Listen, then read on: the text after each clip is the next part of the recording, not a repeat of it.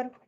Default bail or compulsory bail అంటే ఏంటి అంటే అక్యూజ్డ్ని అరెస్ట్ చేసిన 24 అవర్స్ లోపు ఇన్వెస్టిగేషన్ కంప్లీట్ చేయవలసి ఉంటుంది. అలా జరగని సందర్భంలో అక్యూజ్డ్ని మ్యాజిస్ట్రేట్ ముందు ప్రొడ్యూస్ చేస్తారు పోలీసు వారు. అప్పుడు మ్యాజిస్ట్రేట్ గారు రిమాండ్ కోసంగా అంటే జ్యుడిషియల్ కస్టడీ కోసంగా 15 days పీరియడ్ అనేది ఇవ్వడం జరుగుతుంది.